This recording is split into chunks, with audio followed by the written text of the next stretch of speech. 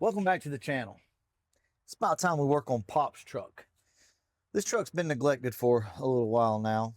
Well, I shouldn't say neglected because, it's kind of been neglected for like 12 years sitting in the woods. There are a few things that we need to do to this truck. The alternator just quit on it randomly, which, probably is, I'm not going to say original. Doesn't sound too bad.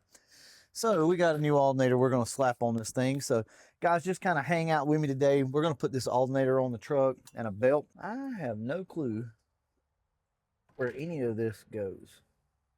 So Pop's truck, let me give you guys a little bit of a history lesson if you're new to the channel. So this was my grandfather's truck. We called him Pop. His name was Sherman. I got a chance to drive this truck back probably around 94, 95, probably 95. So I ran the Gray Ghost hot. So I was out of that car for a little while and Pop allowed me to drive his truck. So I had ridden with my grandfather for years in this truck and had a lot of good memories. We'd go to the hardware store, we'd get lumber and things like that. And then I had the opportunity to be able to drive it for a little while and it was really fun. I enjoyed driving this truck. This is one of those trucks you get in and it's not a hot rod.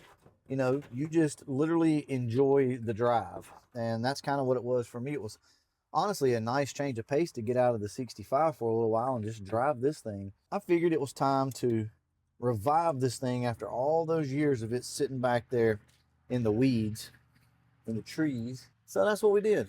We picked this old truck up and kind of just got it back going, you know.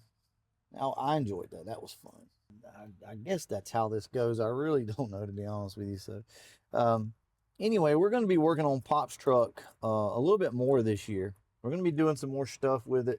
Not anything crazy. You know, at one point we had talked about doing a stroker for this. And the more I got to thinking about it, the more it just didn't really make any sense.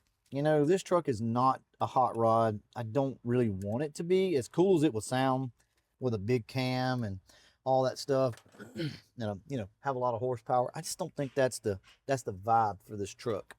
So I got everything wired up here, by the way. I don't know if you guys can see it. I don't know if it's right, but we got it wired up.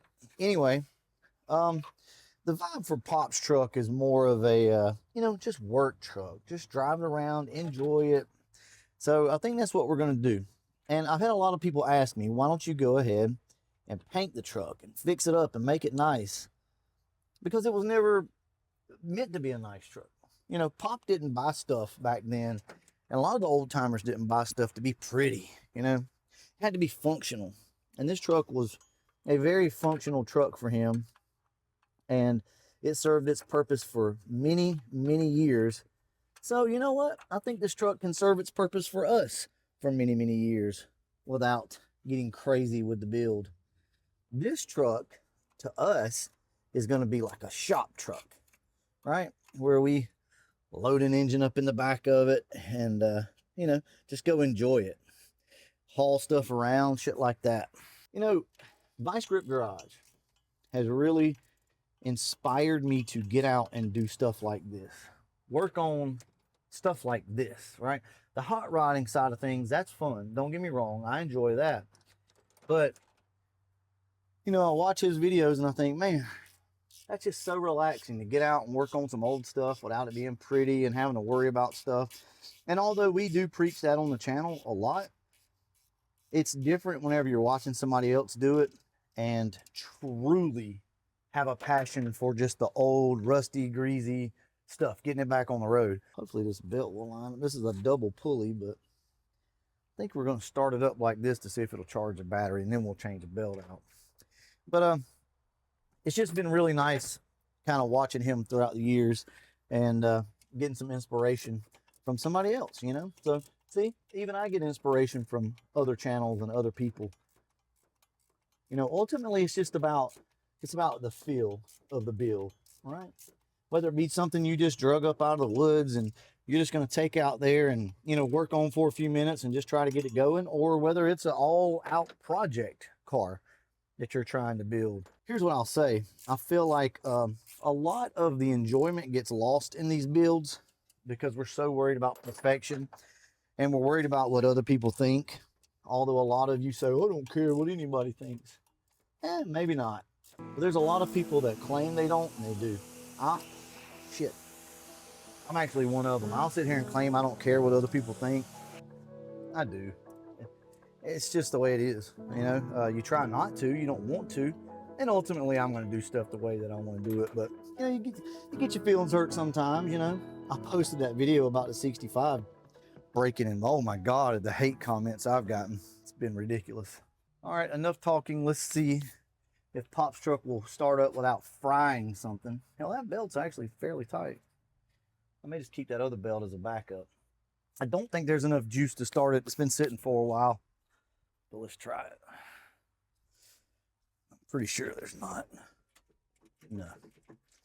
Definitely not enough fire. So let me go get my jump box. Been videoing a lot more with my iPhone lately. I upgraded to the 17, which is really no upgrade if I'm being honest from the 16, but yeah, it's been nice. All right. See if Pop's truck will start. It's been 3 weeks since it's been started. We'll give it 2 pumps. Well, it's gonna take more pumps than that. There we go. She should sit right here and idle.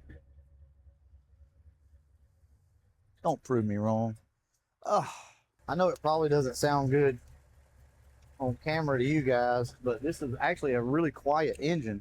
It's got a little bit of a lifter tick, but not much at all. It's actually really quiet engine. It's quieter than my Coyote, guaranteed. So while Pop's truck warms up, I want to talk to you guys about the overall plan for this. I know we've touched on it a few times, but there's a bigger picture here with this truck. Obviously, we wanted to save it. That was the biggest thing, was to save this truck. But like, I want to be able to use this thing, like actually drive it and use it. So here's what I think we're going to do. Engine, I'm going to leave it just like it is. I know that may sound crazy to you, but the engine runs so good. But the transmission at least needs to be resealed at bare minimum. I know that because it leaks like hell. I'm going to finish rebuilding the front end of the truck. There's a few little bushings and things that need to be replaced. New brakes, new rotors. So one of the things that I really want to do with this truck is probably put some new carpet in it, new steering wheel, dash pad, and cluster. We got a few things that we need to do to make sure that that can happen, and that is the overall game plan with this truck, is to use it, not just let it sit here for weeks or months at a time, right? So I feel like one of the questions is, can a truck like this still be used today on today's roads? As long as you make sure the brakes are good and you make sure everything is not going to fall off of it, you know, it's a safe truck, yeah, you can. Interstate wise, I probably wouldn't recommend a truck like this, especially this truck for an interstate. I mean, could you? Absolutely. People do it all the time, especially once you like Coyote swap them and you go through everything. Sure. But with a truck like this, with the original engine in it, it's meant to be babied. You can drive it, and they need to be driven. But you definitely don't want to get out here and put this thing on the interstate at 80 miles an hour trying to run with traffic, right? You don't want that. I live in a smaller little town to where shouldn't be a problem, right? We're just going to put around 35, 45 miles an hour, maybe get out on the 4 lane, which is not an interstate, and speed limit 65. I can get away with going, you know, 60, 65, no problem. On the interstate, not so much. Oh, this thing's acting a little funny. Let's check it here. Anyway, with that being said, let's see if this thing will start back up, and that'll tell us if the alternator's charging. No, nothing. Nothing at all. That's not good. Okay, so now I have to figure out if I've got something wired wrong or if the battery is just not taking a charge. Did I wire it wrong? Quite possibly. It's a possibility I wired it wrong. Damn it. Let me go get my tester and let's see why this thing is not charging. You know how sometimes you see old timers beat on shit, or just people in general, and you think, man, what are they doing that for? So here's a funny story. I told you the alternator wasn't charging after we put the new one on. Well, I checked the wiring and pulled it back off. Everything was good. Got this little battery tester here and alternator tester. Hooked it up.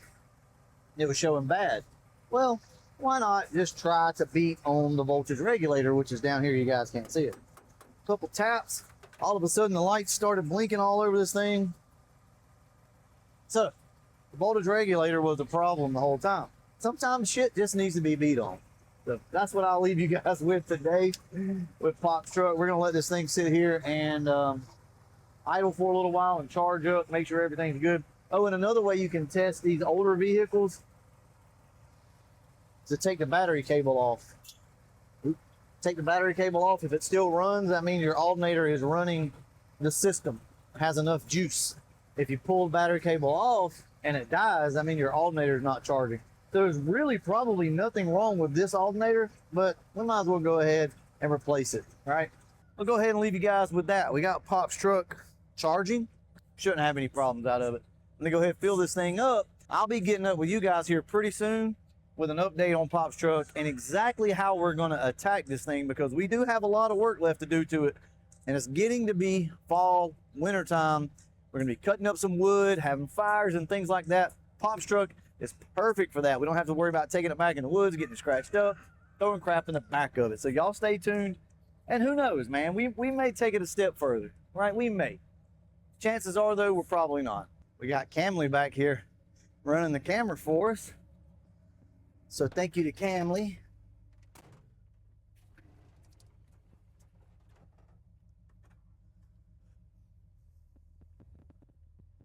Oh man, look at that.